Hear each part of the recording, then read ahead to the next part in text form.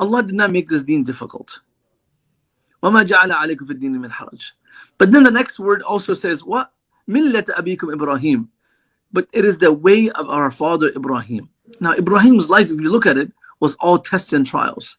But it was all for the pleasure of Allah subhanahu wa ta'ala. Allah made it easy for him. مِلَّةَ أَبِيكُمْ إِبْرَاهِيمَ هُوَ سَمَّاكُمْ الْمُسْلِمِينَ. When you go through these struggles to please Allah subhanahu wa ta'ala, then you are guided to the right path. And وَالَّذِينَ جَاهَدُوا فِينَا لَنَهْدِيَنَّهُمْ سُبُلَنَا وَإِنَّ اللَّهَ لَمَعَ الْمُحْسِنِينَ. So this world, Mufti Sahib, the world of Anbiya, أَشَدُّ الْبَلَاءَ الْأَنْبِيَا. The most difficulty came to prophets. The most difficulty. Sometimes you read the stories of the prophets, you're like, La ilaha illallah.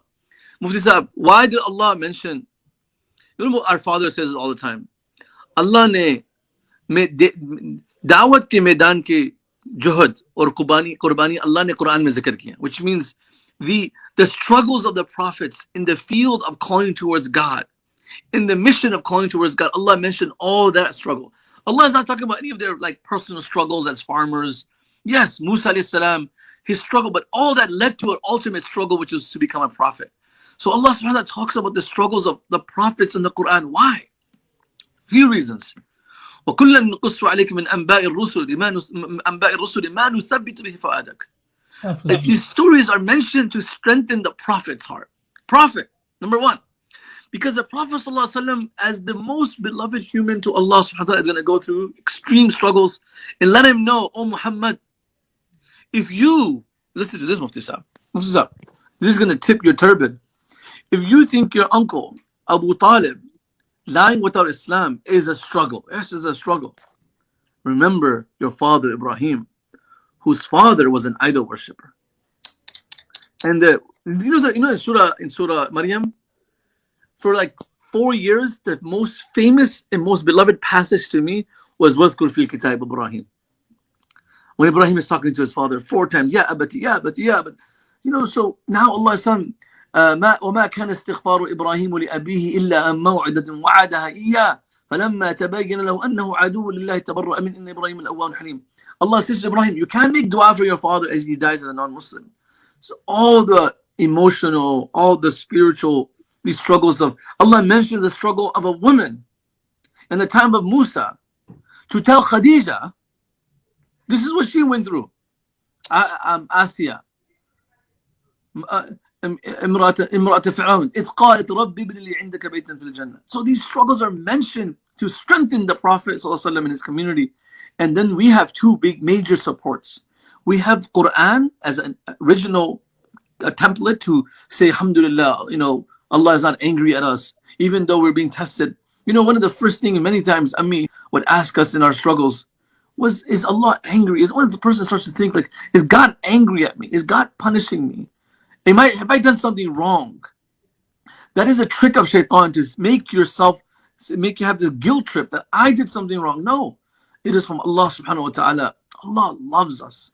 The more He trials someone, the more He puts through someone's struggle. The Anbiya were tested. ثُمَّ الْأَوْلِيَا ثُمَّ الْأَمْثَلْ فَالْأَمْثَلْ. Then who Allah loves next, test them next.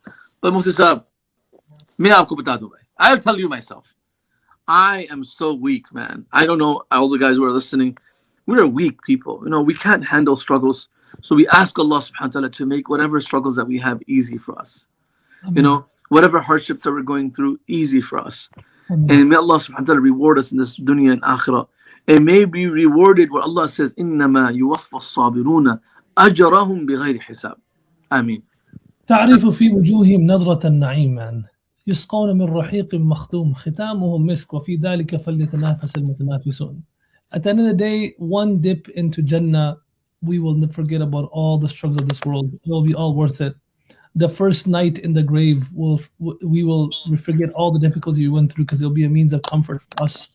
So, keep our eye on that prize, brothers and sisters. Honestly, that's what keeps us going.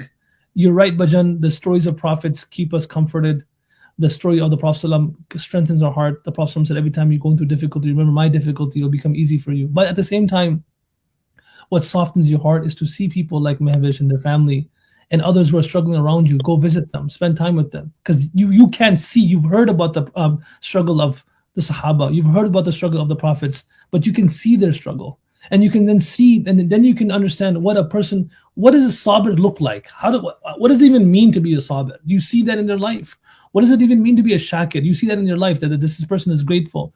So those who are struggling, we're all struggling, of course, with different things, but always try to find the ones who are in our communities who are going through more difficulties than us, and try to go, sit with them, make dua for them, and inshallah, take their du'as, and inshallah be a means of our heart softening.